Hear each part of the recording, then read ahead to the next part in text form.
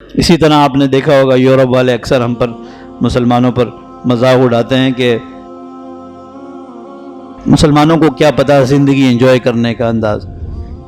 جیسے آپ نے دیکھا ہوگا نا، یورپ میں گئے ہوں گے اکثر، تو یورپ چاہے انگریز مرد ہو یا خاتون ہو، برہنہ ہو کر سورج کے سامنے لیٹ جاتے ہیں. سن بات جسے کہتے ہیں نا،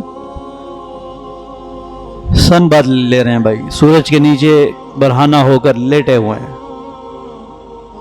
اب یہ تحقیق آئی ہے کہ سب سے زیادہ جلد کے امراض انہی ممالک میں پائے جاتے ہیں، سب سے زیادہ، اور جلد کا کینسر تک یورپ میں زیادہ پایا جاتا ہے.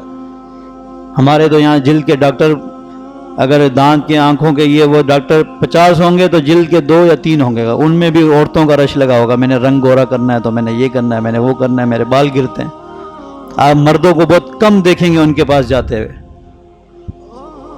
حقیقت ہے، جو حقیقت ہے میں آپ کے سامنے بیان کرتا ہوں. اب یورپ میں جلد کے مرض بڑھ گئے. کیوں؟ ڈاکٹروں نے تحقیق لکھی کہ یہ جو سورج کی جو وہ شعاعیں ہیں نا، اس میں الٹرا وائٹل ریز زیادہ ہوتا ہے. اگر یہ ڈائریکٹ اس کی شعاعیں آپ لیں تو یہ آپ کے جسم کے ٹیشوز پر اثر کرتی ہے اور اس پہ انفیکشن پیدا کرتی ہے. بہت سے لوگوں کی جلدوں کو پھاڑ دیتی ہے، بہت سے لوگوں کے جلد میں ایسے مرض میں مبتلا کر دیتی ہے جو لا علاج ہو سکتے ہیں، جس کو ہم کینسر اپنی زبان پر بولتے ہیں.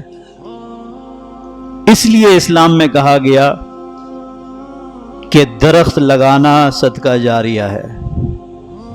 مستقل دھوپ میں رہنا انسان کے لیے بہتر نہیں ہے. تم درخت لگاؤ گے، کسی کے لیے سایہ پیدا کرو گے تو وہ صدقہ جاریہ بن جائے گا قیامت تک.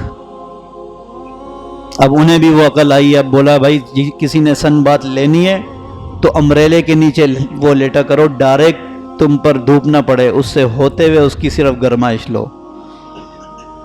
اگر تم نے اپنی چربی گلانی ہے یا کچھ کرنا ہے تو اس کی ڈائریکٹ شعاعیں نہ لو. بات وہی ہوگی، گھما پھرا کے وہیں آ گئے. اور ہمارے نبی کریم صلی اللہ علیہ وسلم نے تو پہلے ہی بتا دیا تھا کہ تم درخت لگاؤ گے تمہیں صدقہ جاریہ کا ثواب ملے گا. جب تک لوگ اس کے سائے سے فائدہ اٹھاتے رہیں گے تمہیں ثواب ملتا رہے گا.